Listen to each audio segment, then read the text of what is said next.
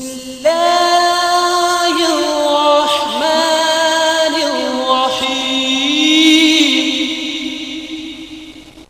യാ റസൂലല്ലാഹ് യാ റസൂലല്ലാഹ് യാ ഹബീബല്ലാഹ് യാ ഹബീബല്ലാഹ് النبي صلوا عليه صلوات الله عليه النبي.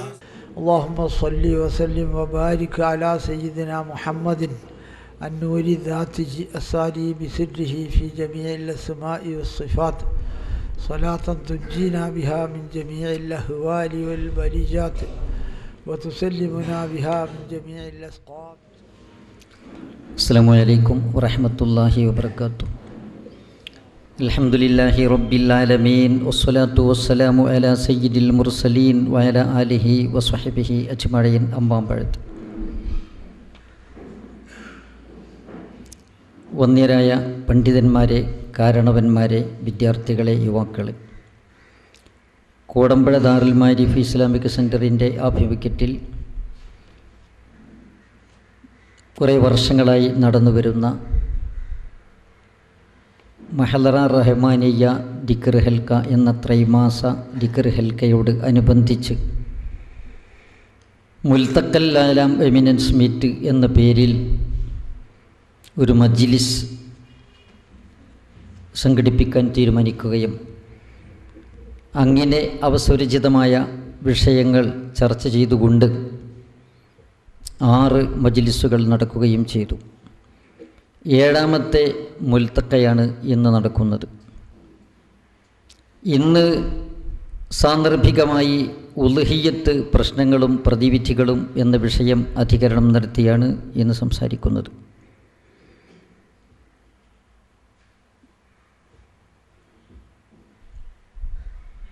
ബലികർമ്മം എന്ന് മലയാളത്തിൽ നാം പറയുന്നുവെങ്കിലും മലയാളത്തിൽ ഉളുഹിയ്യത്തിന് സമാന പദങ്ങൾ ഇല്ലാത്തതുകൊണ്ടാണ് ആ പദം നാം ഉപയോഗിക്കുന്നത്.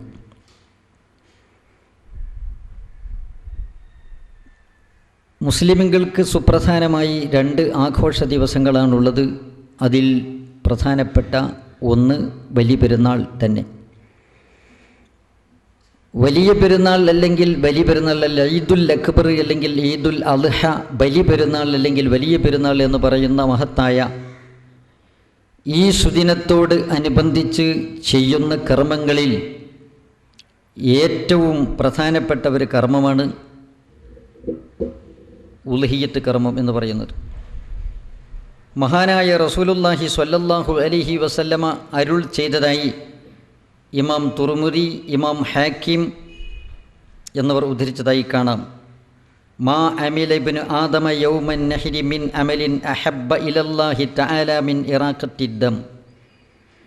പെരുന്നാൾ സുദിനത്തിൽ മനുഷ്യപുത്രൻ ബലികർമ്മത്തേക്കാൾ അള്ളാഹുവിന് പ്രിയങ്കരമായ ഒരു കർമ്മവും ചെയ്തിട്ടില്ല, അഥവാ ചെയ്യാനില്ല അവന്. ഇന്നഹാല തഅതി യൗമൽ ഖിയാമ, ആ ബലിമൃഗം അന്ത്യദിനത്തിൽ വരുന്നു. എങ്ങനെ വരുന്നു? ബി ഖുറൂനിഹ വ അദ്ലാഫിഹ, അതിൻ്റെ കൊമ്പുകളോടുകൂടി, കാൽക്കുളമ്പുകളോടുകൂടി ഖിയാമത്ത് നാളിൽ വരുന്നു. വഇന്നദ്ദമല യഖഉ മിനല്ലാഹി ബിമക്കാൻ ഖബല അൻ യഖഅലൽ അർള്, ബലിമൃഗത്തിൻ്റെ രക്തം ഭൂമിയിൽ പതിക്കും മുമ്പ് അള്ളാഹുവിങ്കൽ അത് സ്ഥാനം പിടിക്കുന്നു. അതുകൊണ്ട് അള്ളാഹുവിങ്കൽ ഉന്നതമായ സ്ഥാനമുള്ളതും പരലോകത്ത് വളരെ കൂടുതൽ വെയിറ്റുള്ള കർമ്മവുമാണ് ഉളുഹിയ്യത്ത് എന്നതുകൊണ്ട് ഫത്തീബു ബിഹാ നഫ്സൻ, നിങ്ങൾ മനസ്സറിഞ്ഞ് സംതൃപ്തിയോടുകൂടി ഉളുഹിയ്യത്ത് കർമ്മം നിർവഹിക്കണമെന്ന് ആദരവായ റസൂലുള്ളാഹി സ്വല്ലല്ലാഹു അലൈഹി വസല്ലം പറയുന്നു. അല്ലാഹു തആല മൃഗങ്ങളെ സൃഷ്ടിച്ചത് തന്നെ, പ്രത്യേകിച്ച് ബലിമൃഗങ്ങളെ സൃഷ്ടിച്ചത് തന്നെ വലിയ അനുഗ്രഹമായി വിശുദ്ധ ഖുർആൻ എടുത്തു പറഞ്ഞിട്ടുണ്ട്. ബലിമൃഗങ്ങളെ അല്ലാഹു തആല സൃഷ്ടിച്ചു എന്നത് തന്നെ അല്ലാഹു തആല വലിയ അനുഗ്രഹമായിട്ടാണ് എടുത്തു പറഞ്ഞിട്ടുള്ളത്. അത് ദീനിൻ്റെ ചിഹ്നമാണ്. മുസ്ലിമുകൾക്ക് ബലികർമ്മം അള്ളാഹുവിന് വേണ്ടിയുള്ള ബലികർമ്മങ്ങൾ മാത്രമേ ഉള്ളൂ. സൃഷ്ടികൾക്ക് വേണ്ടി അല്ലെങ്കിൽ ദിവ്യത്വം ആരോപിക്കുന്ന പ്രാപഞ്ചിക വസ്തുക്കൾക്കോ പ്രതിഭാസങ്ങൾക്കോ വേണ്ടി ബലി നടത്തുക എന്നത് മുസ്ലിമുകൾക്കില്ല. നേരത്തെ അങ്ങനെയുള്ള 100 ബലികളും ആചാരങ്ങളും നിലവിലുണ്ടായിരുന്ന ഒരു സമൂഹത്തിൻ്റെ മധ്യത്തിലാണ് ദീനുൽ ഇസ്ലാം ഉദയം ചെയ്യുന്നത് തന്നെ. എല്ലാ വിധത്തിലുള്ള അന്ധവിശ്വാസങ്ങളെയും അനാചാരങ്ങളെയും നിഷ്കാസനം ചെയ്ത് കറകളഞ്ഞ തൗഹീദിൽ അള്ളാഹുവിൻ്റെ അടിയങ്ങളെ അടിയുറപ്പിച്ച് നിർത്തി വിശ്വോത്തരമായ ഒരു ഉദാത്ത സമുദായത്തെ ലോകത്തിന് കാഴ്ചവെച്ച് മുഹമ്മദുർ റസൂലുള്ളാഹി സ്വല്ലല്ലാഹു അലൈഹി വസല്ലം ഈ ലോകത്തോട് ഇവിടെ ചൊല്ലിയിരിക്കുകയാണ്. നമ്മുടെ ആരാധന ഒരു ആരാധനയിലും ഏതെങ്കിലും മൂല്യവത്തായ ഒരു സാധനം ഫലശൂന്യമായി നശിപ്പിക്കുന്ന ആരാധനയില്ല.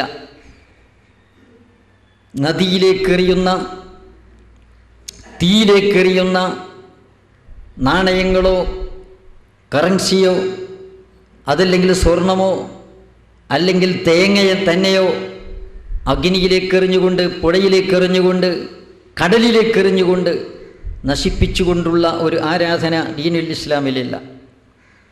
എല്ലാം സഫലമായത് മാത്രമാണുള്ളത്. അതുപോലെ തന്നെ ബലികർമ്മം അള്ളാഹുവിന് വേണ്ടി മാത്രം ബലികർമ്മം നടത്തുന്നു. ആ ബലികർമ്മം തന്നെ കേവലമായി അവിടെ രക്താർച്ചന എന്ന രീതിയിലുള്ള ബലികർമ്മമല്ല. അങ്ങനെ കോഴിയെ വെട്ടുന്നവരുണ്ട്, ആടിനെ വെട്ടുന്നവരുണ്ട്, മറ്റു മൃഗങ്ങളെ വെട്ടുന്നവരുണ്ട്. പക്ഷേ അവർക്കൊക്കെ കേവലമായ രക്താർച്ചന മാത്രമാണ് അവിടെ നടക്കുന്നത്. എന്നാൽ അള്ളാഹുവിന് വേണ്ടി ബലിയർപ്പണം നടത്തുക എന്നതിനോടൊപ്പം തന്നെ അവിടെ വഅത്ഇമുൽ ഖാനിയ വൽ മുഅ്തർ എന്ന് വിശുദ്ധ ഖുർആൻ പറഞ്ഞതുപോലെ പാവങ്ങൾക്കും അതുപോലെ വേണ്ടപ്പെട്ട ആളുകൾക്കും അന്നദാനം നടത്തുക, ആഹാരം നൽകുക എന്ന ഒരു സദുദ്യമത്തോടു കൂടിയാണ് ഇവിടെ ബലികർമ്മങ്ങൾ അല്ലാഹു തആല ഏർപ്പെടുത്തിയിട്ടുള്ളത്. അതുകൊണ്ട് തന്നെ ഇൻഷാ അല്ലാഹ് പറയാനിരിക്കുന്നു, ഉൽഹിയ്യത്തിൻ്റെ ഒരു വിലപ്പെട്ട മൂല്യവത്തായ ഒരു ചെറിയ തുണ്ട് പോലും ശകലം പോലും അത് നശിപ്പിക്കാൻ പാടില്ല എന്നതാണ് നിയമമുള്ളത്. അല്ലാഹു തആല ബലിമൃഗങ്ങളെക്കുറിച്ച് പറഞ്ഞപ്പോൾ അല്ലാഹു പറഞ്ഞു, വൽ ബുദ്ന ജഅൽനാഹാ ലക്കും മിൻ ശആഇരില്ലാഹ് ലക്കും ഫീഹാ ഖൈർ ഫദ്കുർ സ്മല്ലാഹി അലൈഹാ സവാഫ് ഫൈദാ വജബത് ജുനൂബുഹാ ഫകുലൂ മിൻഹാ വഅത്ഇമുൽ ഖാനിയ വൽ മുഅ്തർ കദാലിക സഖർനാഹാ ലക്കും ലഅല്ലക്കും തശ്കുറൂൻ വൽ ബുദ്ന ജഅൽനാഹാ ലക്കും മിൻ ശആഇരില്ലാഹ്. ബലി ഒട്ടകങ്ങളെ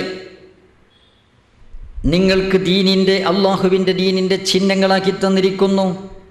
ദീനിന് ചില ചിഹ്നങ്ങളും അടയാളങ്ങളുമുണ്ട്. അള്ളാഹുവിനെ ആദരിക്കുക എന്ന് പറഞ്ഞാൽ അള്ളാഹുവിനെ ദർശിക്കാനോ സ്പർശിക്കാനോ സാധിക്കുകയില്ല. കാണാത്ത പടച്ചവനിൽ ബുദ്ധിപൂർവകമായി തെളിവിൻ്റെ അടിസ്ഥാനത്തിൽ വിശ്വസിച്ച് അവൻ്റെ പ്രസ്ഥാനം സ്വീകരിച്ച് അവനെ ആദരിച്ചനുസരിച്ച് ജീവിക്കുന്നതിൻ്റെ പേരാണ് ഇസ്ലാം എന്ന് പറയുന്നത്. അതിനാണ് അല്ലാഹു തആല സ്വർഗലോകം വാഗ്ദത്തം ചെയ്തിട്ടുള്ളത്. അതുകൊണ്ട് തന്നെ അള്ളാഹുവിനെ ഗൈബിൽ അദൃശ്യമായാണ് നാം വിശ്വസിച്ചു കൊണ്ടിരിക്കുന്നത്. അള്ളാഹുവിനെ ആദരിക്കുക എന്നാൽ അള്ളാഹുവിൻ്റെ ദീനിൻ്റെ ചിഹ്നങ്ങളെ ആദരിക്കുക എന്നതാണ്.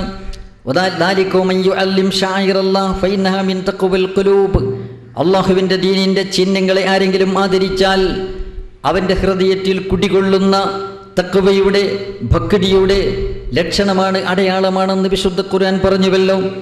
അള്ളാഹുവിൻ്റെ ദീനിൻ്റെ ചിഹ്നങ്ങളായ പള്ളികൾ, അള്ളാഹുവിൻ്റെ ഖുർആൻ, അതുപോലെ തന്നെ അള്ളാഹുവിൻ്റെ വിശുദ്ധ ഗൃഹമായ കഅബ, അതുപോലെ ആലിമീങ്ങൾ, സയ്യിദുമാർ, അങ്ങനെ തുടങ്ങിയ ദീനിൻ്റെ ചിഹ്നങ്ങൾ പലതുമുണ്ട്.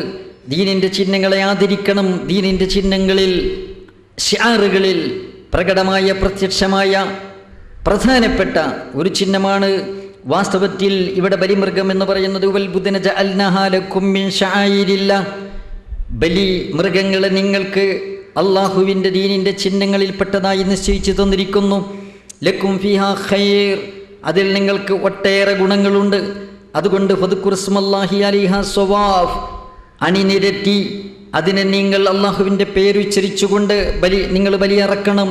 ഫൈദാ വജബത്ത് ജുനൂബുഹ, അങ്ങനെ അതിൻ്റെ പാർശ്വങ്ങൾ നിലത്തേക്ക് അങ്ങ് ചാഞ്ഞാൽ അഥവാ അത് മരിച്ചു വീണാൽ ഫക്കുലു മിൻഹ, അതിൽ നിന്ന് നിങ്ങൾ ഭുജിക്കുക. ഉളുഹിയത്ത് മൃഗത്തിൽ നിന്ന് ബറക്കത്തിന് വേണ്ടി അല്പമെങ്കിലും ഭക്ഷിക്കണമെന്ന് പറഞ്ഞതിൻ്റെ തെളിവായി പണ്ഡിതന്മാർ ചൂണ്ടിക്കാണിച്ചത് ഇതാണ്. ഫക്കുലു മിൻഹ, നിങ്ങൾ അതിൽ നിന്ന് തിന്നണം. അങ്ങനെ കേവലമായി ബലിയെറുത്ത് കാട്ടിലേക്ക് എറിയുവാനോ അഗ്നിയിലേക്ക് എറിയുവാനോ വെള്ളത്തിലേക്ക് എറിയുവാനോ കുഴിച്ചു മൂടുവാനോ അല്ലെങ്കിൽ അവിടെ കഴുകനും കുറുക്കനും തിന്നാനോ വിട്ടുകൊടുക്കാനുള്ളതല്ല. വാസ്തവത്തിൽ ഫക്കുലു മിൻഹ, ബലിയെറുത്ത് കഴിഞ്ഞാൽ ആ ബലി സാർത്ഥമാകണം. നിങ്ങൾ അതിൽ നിന്ന് തിന്നണം. വഅത്ഇമുൽ ഖാനിയ വൽ മുഅ്തർ, ചോദിച്ചു വരുന്ന ആവശ്യക്കാരനും ചോദിക്കാത്ത ആവശ്യക്കാരനും നിങ്ങൾ അതിൽ നിന്ന് ആഹരിപ്പിക്കണം.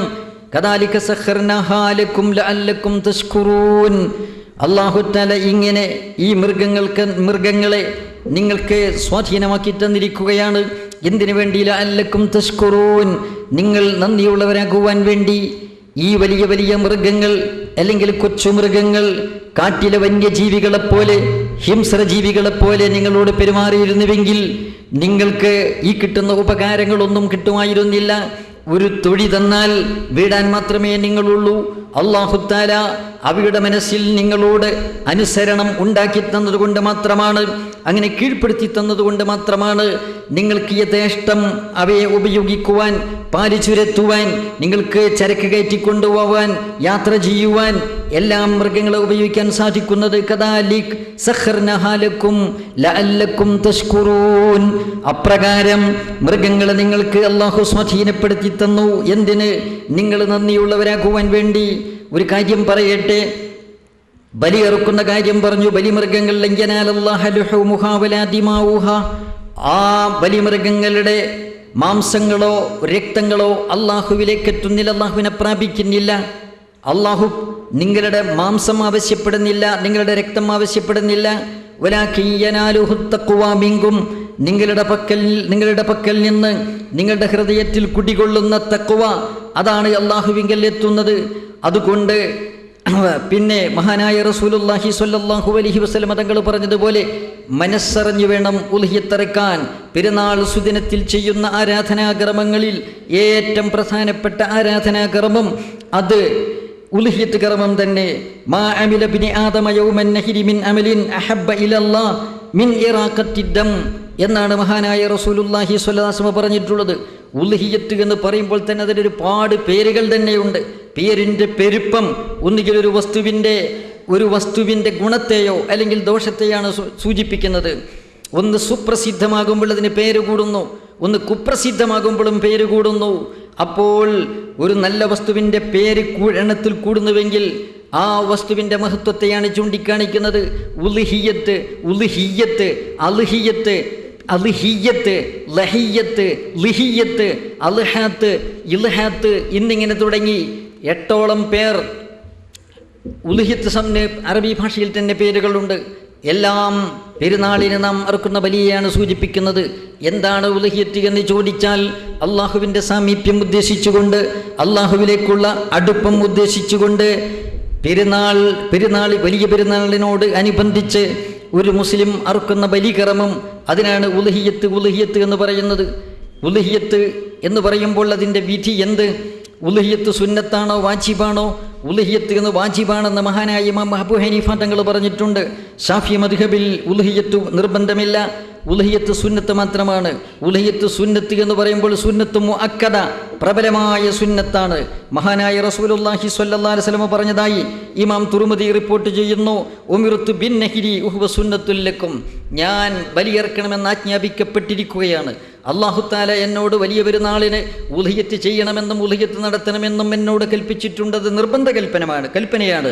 വഹുവ സുന്നത്തുൽ ലക്കും, നിങ്ങൾക്കാകട്ടെ അത് ഐച്ഛികമാണ്, നിങ്ങൾക്ക് സൗകര്യമെങ്കിൽ ചെയ്യാം, ചെയ്താൽ പ്രതിഫലമുണ്ട്. ഇമാം ദാറുഖുത്നി റിപ്പോർട്ട് ചെയ്തത് കാണാം. കുതിബ അലയ്യൻ നഹ്റു, വലിയ പെരുന്നാളിന് ബലികർമ്മം എനിക്ക് നിർബന്ധമാണ്. വലൈസ ബിവാജിബിൻ ലക്കും, നിങ്ങൾക്ക് നിർബന്ധമില്ല. ഈ ഹദീസുകളുടെ അടിസ്ഥാനത്തിൽ മഹാനായ ഇമാം ഷാഫി റഹ്മത്തുള്ളാഹി അലൈഹി, ഇമാം മാലിക് തങ്ങൾ, ഇമാം അഹ്മദ് ബിൻ ഹംബൽ എന്നിവർ പറഞ്ഞു ഉൽഹിയത്ത് നിർബന്ധമില്ല. നമുക്ക് നിർബന്ധമില്ല, നമുക്ക് സുന്നത്ത് മാത്രമേ ഉള്ളത്. അപ്പോൾ ഉലുഹിയത്ത് എന്ന് പറയുന്നത് സുന്നത്താണ്. പക്ഷേ സുന്നത്ത് പല വിധത്തിലുള്ള സുന്നത്തുകളുണ്ട്. സുന്നത്ത് ഉപേക്ഷിക്കുന്നത് കൊണ്ട് ഒരു അപമര്യാദ വരാത്ത, അതുപോലെ തന്നെ ഒരു ദുശഗുണം വരാത്ത സുന്നത്തുകളുണ്ട്, സാധാരണ സുന്നത്തുകൾ. എന്നാൽ അങ്ങനെയുള്ളൊരു സുന്നത്തല്ല ഉലുഹിയത്ത് എന്ന് പറയുന്നത്. ഉലുഹിയത്ത് എന്ന് പറയുന്നത് സുന്നത്ത് മുഅക്കദ, പ്രബലമായ സുന്നത്താണ്. ഉപേക്ഷിക്കുന്നത് കറാഹത്താണ്, അത് അഭംഗിയാണ്, അനഭികാമ്യമാണ് ഉപേക്ഷിക്കുക എന്ന് പറയുന്നത്. അങ്ങനെയുള്ള ഒരു മുഅക്കദായ സുന്നത്താണ് ഉലുഹിയത്ത് എന്ന് പറയുന്നത്. എല്ലാവർക്കും ഉലുഹിയത്ത് സുന്നത്ത്. ഇതുകൊണ്ടാണ് മഹാനായ ഇബ്നു ഹജർ റഹ്മത്തുള്ളാഹി അലൈഹി അങ്ങോരുടെ തുഹ്ഫയിൽ പറഞ്ഞത് കാണാം, മദ്ഹബുന അന്ന തൽഹിയ സുന്ന മുഅക്കദ ഫീ ഹഖിന ലിഹുദ്ദിൻ ഔ മുബഅലിൻ മുസ്ലിമിൻ മുകല്ലഫിൻ റഷീദ് ഖാദിരിൻ വലൗ മുസാഫിറൻ വബദവിയൻ വഹാജൻ ബിമിനൻ വഇന്നഹദാ. ഹറമിലേക്ക് ഹദിയ കൊടുത്തവനാണെങ്കിലും, മിനയിൽ നിൽക്കുന്ന ഹാജ് ആണെങ്കിലും, ബദവി ഗ്രാമീണനാണെങ്കിലും, യാത്രക്കാരനാണെങ്കിലും, കഴിവുള്ള തൻ്റെ ഇടമുള്ള പിന്നെ ആക്കലും ബാലികുമായ എല്ലാ മുസ്ലിമിനും സുന്നത്ത്. എല്ലാ മുസ്ലിമിനും സുന്നത്തിന് സുന്ന മുഅക്കദ, പ്രബലമായ സുന്നത്താണ്, ഉപേക്ഷിക്കാൻ പറ്റാത്ത സുന്നത്താകുന്നു. ആർക്ക്? കഴിവുള്ളവന് എന്നാ പറഞ്ഞത്. എന്താണ് കഴിവ്? കഴിവുള്ളവൻ എന്ന് പറയുമ്പോൾ കോടീശ്വരന്മാർക്ക് മാത്രമുള്ളതാണ് ഉലുഹിയത്ത് എന്ന ഒരു ധാരണയുണ്ട്, അല്ലെങ്കിൽ ലക്ഷപ്രഭുക്കൾക്ക് മാത്രമുള്ളതാണ് എന്നൊരു ധാരണയുണ്ട്. ആരാണ് കഴിവുള്ളവർ എന്നുകൂടി പണ്ഡിതന്മാർ കഴിവിനെ ഇവിടെ നിർവചിച്ചിട്ടുണ്ട്. ബിയം ഫദിലാൻ ഹാജറ്റി മമൂനിഹി മാമർന ഫീ സദഖത്തി തതവ്വുടി ലിഅന്നഹാ നൗ സദഖ ഫയംബഗി അൻ തകൂന ഫാളില അൻ ഹാജറ്റി വഹാജറ്റി മമൂനി ഫീ യൗമിൽ ഈദ് വഅയ്യാമി തശ്രീഖി വകിസ്വത്തി ഫസ്ലി. പെരുന്നാൾ ദിവസവും തുടർന്നുള്ള 3 ദിവസവും അയ്യാമത്തെ ശരീഖ്, വലിയ പെരുന്നാൾ 4 ദിവസമുണ്ടല്ലോ. ഈ 4 ദിവസത്തെ തൻ്റെയും ചെലവ് കൊടുക്കുന്ന ആശ്രിതരുടെയും ചെലവ് കഴിച്ച്, ആ സീസണിലെ ഒരു സെറ്റ് വസ്ത്രം കഴിച്ച്, പാർപ്പിടം കഴിച്ച്, കടം കഴിച്ച് വല്ലതും മിച്ചമുണ്ടോ അവരൊക്കെ ഉലുഹിയത്ത് അറുത്തു കൊള്ളണം. മുഅക്കദായ സുന്നത്താണ്. ഇല്ലെങ്കിൽ അവിടെ കറാഹത്ത് വരുന്നു. ഷറയിൽ അവനെ ഒരു അപമര്യാദ ചെയ്തതായിട്ട് കണക്കാക്കുന്നു. ഒരാൾ വീടുണ്ടാക്കി, വിലപ്പെട്ട സാധനങ്ങളൊക്കെ ഉപയോഗിച്ചൊരു വീടുണ്ടാക്കി, ആ വീട് പ്ലാസ്റ്ററിങ് നടന്നിട്ടില്ല, ചെത്തിത്തേച്ചിട്ടില്ല, പെയിൻറ്റിങ് നടന്നിട്ടില്ല, വൈറ്റ് വാഷിങ് നടന്നിട്ടില്ല എങ്കിൽ ആ വീട്ടിനെ കുറിച്ച് എന്തു പറയുന്നു? ഇതുപോലെ ഇരിക്കും മുഅക്കദായ സുന്നത്തെടുക്കാത്ത ഇസ്ലാം എന്ന് പറയുന്നത്. അനഭികാമ്യമാണ്, അത് അഭംഗിയാണ്, അതൊരു ദുശ്ശകുനമാണ്. ഉലുഹിയത്ത് എന്ന് പറയുന്നത് മുഅക്കദായ സുന്നത്ത് എന്ന് പറഞ്ഞാൽ ഒരു വീട്ടിൽ ഒന്നിലധികം ആളുകളുണ്ടെങ്കിൽ ആ വീട്ടുകാർക്ക് സുന്നത്ത് കിഫായയാണല്ലോ. ഒരാൾ നിർവഹിച്ചാൽ എല്ലാവരും കറാഹത്തിൽ നിന്ന് ഒഴിവായി. ഒരു കുടുംബം എന്ന് പറയുമ്പോൾ ഒരു കെട്ടിടത്തിൽ താമസിക്കുന്നവർ എന്ന അർത്ഥത്തിലല്ല. ഒരു കുടുംബം എന്ന് പറഞ്ഞാൽ ആ കുടുംബത്തിൻ്റെ ഒരു ഗൃഹനാഥൻ, അയാളുടെ ആശ്രിതരും ഉൾക്കൊള്ളുന്ന അംഗങ്ങൾക്കാണ് ഒരു കുടുംബം, ഒരു വീട്ടുകാർ എന്ന അഹ്ലു ബൈത്ത് എന്ന് പറയുന്നത്. ഒരു വ്യക്തിയും അയാൾ ചെരുവെടുക്കുന്ന ആളുകളും ഉൾക്കൊള്ളുന്ന ഒരു പറ്റം ആളുകൾ. അങ്ങനെയുള്ള ഒരു പറ്റത്തിനാണ് അഹ്ലു ബൈത്ത്, ഒരു കുടുംബം എന്ന് പറയുന്നത്. ആ കുടുംബത്തിന് ആരും ഉലുഹിയത്ത് അറുത്തില്ലെങ്കിൽ അതിൻ്റേതായ ഒരു ദുശ്ശകനം ആ വീട്ടിനുണ്ടായിരിക്കും, ആ കുടുംബത്തിനുണ്ടായിരിക്കും. അവിടെ എന്തെങ്കിലും ചില അസുഖകരമായ അവസ്ഥകളുണ്ടായാൽ വീട്ടിൽ അനൈക്യമുണ്ടാകുകയോ, വീട്ടിൽ നിന്നും കലഹമുണ്ടാകുകയോ, അല്ലെങ്കിൽ മാറാത്ത രോഗങ്ങൾ ഉണ്ടാകുകയോ, ഇങ്ങനെയുള്ള വിഷമങ്ങളൊക്കെ ഉണ്ടാകുമ്പോൾ നാം ആദ്യമായി ചിന്തിക്കുന്നത് ആരോ സിഹ്റ് ചെയ്തു എന്നാണ്. രണ്ടാമതായി ചിന്തിക്കുന്നത് എന്തോ പിശാചുബാധയുണ്ടെന്നാണ്. അങ്ങനെ കണക്ക് നോക്കാനും അതുപോലെ തന്നെ പ്രവചനം കേൾക്കാനുമായി ജ്യോത്സ്യന്മാരുടെ അടുത്തോ ജിന്ന് സേവകരുടെ അടുത്തോ പരക്കം പായുകയായി. അതിനു മുമ്പ് നാം അന്വേഷിക്കേണ്ടത് ആ വീട്ടിൽ കൃത്യമായി നിസ്കരിക്കാത്ത വല്ല ആണോ പെണ്ണോ ഉണ്ടെന്നാണ് അന്വേഷിക്കേണ്ടത്. ആ വീട്ടിൽ ജുമാക്ക് പോകാത്ത പുരുഷനുണ്ടോ എന്നാണ് അന്വേഷിക്കേണ്ടത്. വിശുദ്ധ റമദാനിൽ ആ വീട്ടിൽ പകൽ സമയത്ത് വെച്ച് വിളമ്പി ഉതിറില്ലാത്തവൻ തിന്നുന്നുണ്ടോ എന്നാണ് അന്വേഷിക്കേണ്ടത്. ആ വീട്ടിൽ ഒരു ദിവസം അല്പസമയം പോലും ഖുർആൻ ഓതാത്ത, വിശുദ്ധ ഖുർആൻ ഓതാത്ത വല്ല ഹംക്കും ആ വീട്ടിലുണ്ടോ എന്നാണ് അന്വേഷിക്കേണ്ടത്. അതന്വേഷിച്ച ശേഷം മതി വേറെ ആളുടെ അടുത്ത് പോയിട്ട് എന്താണ് രഹസ്യം അന്വേഷിക്കുന്നത്, വീട്ടിലുണ്ടായ അസുഖകരമായ അവസ്ഥയ്ക്കുള്ള കാരണം അന്വേഷിക്കുന്നത്. അതിനു പുറമെ പ്രധാനമായി അന്വേഷിക്കേണ്ടത് ആ കുടുംബം ഉൽഹിയത്തറുത്തോ എന്നന്വേഷിക്കണം. സുന്നത്ത് മുഅക്കദ, എല്ലാ വീട്ടുകാരും ഉളുഹിയത്ത് അറുക്കണമെന്ന് ദീനുൽ ഇസ്ലാം നമ്മോട് പറയുന്നു. വലിയ കഴിവൊന്നും വേണ്ട അതിന്, ഈ പറഞ്ഞ മാനദണ്ഡം മതി. 4 ദിവസത്തെ ചെലവ് കഴിച്ച് ഒരു സെറ്റ് വസ്ത്രമുണ്ട്, താമസിക്കാനുള്ളൊരു വീടും ഉണ്ടോ, കടം വീട്ടിൽ വല്ലതും ബാക്കിയുണ്ടോ, ഉളുഹിയത്ത് അറുത്തുകൊള്ളണം, ഇല്ലെങ്കിൽ അത് കറാഹത്താകുന്നു. ഉളുഹിയത്ത് നമ്മുടെ അടുത്ത് ആരെങ്കിലും ഒരു കേസ് വന്നിട്ട് പറഞ്ഞു, മാറാത്ത രോഗത്തെപ്പറ്റിയോ അല്ലെങ്കിൽ വീട്ടിലുള്ള വേറെ അസ്വാരസ്യത്തെക്കുറിച്ചോ പറയുന്നു, നാം അന്വേഷിക്കുന്ന കൂട്ടത്തിലും അന്വേഷിക്കേണ്ടത് കഴിഞ്ഞവണ്ണം ഉളുഹിയത്ത് അറുത്തിട്ടുണ്ടോ എന്ന്. ഇല്ലെങ്കിൽ ഉടനെ നിയ്യത്ത് ചെയ്യുക, അടുത്ത തവണ ഞാൻ ഉളുഹിയത്ത് അറുക്കും നിയ്യത്ത് ചെയ്യാൻ പറയും, ഒരു നേർച്ചയേക്കാൻ പറയാം. ഇൻഷാ അല്ലാഹ് ഉളുഹിയത്ത് നേർച്ചയെക്കുറിച്ച് പറയാൻ വേണ്ടി പോകുന്നുണ്ട്. അപ്പോൾ സുന്നത്തെ കിഫായയാണ് എന്ന് പറയുമ്പോൾ വീട്ടിൽ ആരെങ്കിലും ഒരാൾ ചെയ്താലും മതി, ആരെങ്കിലും ഒരാൾ ചെയ്താൽ എല്ലാവർക്കും കൂലി കിട്ടുമോ? ഒരു വീട്ടിൽ 8 അംഗം ഉണ്ട്, അല്ലെങ്കിൽ 7 അംഗമുണ്ട്, ഒരു സപ്താംഗ കുടുംബം. ആ 7 അംഗങ്ങളുള്ള ഒരു കുടുംബം, ആ കുടുംബത്തിലെ ഗൃഹനാഥൻ ഉളുഹിയത്ത് അറുത്തു, എന്നാൽ എല്ലാവർക്കും കൂലി കിട്ടുമോ? എല്ലാവർക്കും കൂലി കിട്ടുകയില്ല. ഒരു നാട്ടിൽ ഒരാൾ മരണപ്പെട്ടു, ഒരേ നാട്ടിൽ ഒരാൾ മരണപ്പെട്ടു, 10 പേര് മയ്യത്ത് നിസ്കരിച്ചു. ആ മയ്യത്തിൻ്റെ തെജ്ഹീസ് സംസ്കരണ കാര്യങ്ങളൊക്കെ നടത്തി. അവർ മയ്യത്ത് കുളിപ്പിച്ചു, കഫൻ ചെയ്ത് മയ്യത്ത് കൊണ്ടുപോയി മയ്യത്തിൻ്റെ പേരിൽ നിസ്കരിച്ചു, കബറടക്കി. എന്നാൽ അവിടെ കുറ്റത്തിൽ നിന്ന് നാട്ടുകാരൊക്കെ ഒഴിവായി. പക്ഷേ പ്രതിഫലം 10 പേർക്ക് മാത്രമേ ഉള്ളൂ. ഇതുപോലെ സാമൂഹ്യ ബാധ്യതയാണ്, ഒരു കുടുംബത്തിൻ്റെ സാമൂഹ്യ ബാധ്യതയാണ് ഉളുഹിയത്ത് എന്ന് പറഞ്ഞാൽ. ആരാണ് ഉളുഹിയത്ത് നടത്തിയത് അയാൾക്ക് മാത്രം കൂലി, മറ്റുള്ളവർ കറാഹത്തിൽ നിന്ന് ഒഴിവായി, അതിൻ്റെ ദുശകുനത്തിൽ നിന്ന് ആ വീട് ആ കുടുംബം ഒഴിവായി എന്നാണ് അതിൻ്റെ അർത്ഥം. മറ്റുള്ളവർക്ക് കൂലിയുണ്ട് എന്നല്ല. മറ്റുള്ളവർക്ക് കൂലി കിട്ടണമെങ്കിൽ ഏതൊരമലും ഹദിയ ചെയ്യുന്നത് പോലെ കൂലിയിൽ പങ്കു ചേർക്കാവുന്നതാണ്. ഉളുഹിയത്തിൽ പങ്കു ചേർക്കണമെങ്കിൽ അതിന് ചില ഉപാധികളുണ്ട്. നേരെ മറിച്ച് കൂലിയിൽ ആരെയും പങ്കു ചേർക്കാം. ഞാൻ ഉളുഹിയത്ത് അറുക്കുന്നു, ഈ കൂലി പടച്ച തമ്പനെ എൻ്റെ വീട്ടിൽ എല്ലാവർക്കും കൊടുക്കണം, ഹദിയ ചെയ്യാവുന്നതാണ്. അത് ഹയ്യനും മയ്യത്തിനും ഹദിയ ചെയ്യാം, ആർക്കും കൊടുക്കാവുന്ന. ഉളുഹിയത്ത് എന്ന് പറയുന്നത് അത് ഒരാൾക്ക് ഇത്ര, 7 ആൾക്ക് ഇത്ര എന്നൊക്കെ ഉണ്ട്, ഇൻഷാ അല്ലാഹ് പറയാം. അത് അങ്ങനെ ഒരാൾ അയാളുടേതായ മിനിമം കോഴ്സ് പൂർത്തിയാക്കിക്കൊണ്ട് അയാൾ ഉളുഹിയത്ത് അറുത്താൽ അതിൻ്റെ കൂലി അയാൾക്ക് മാത്രം.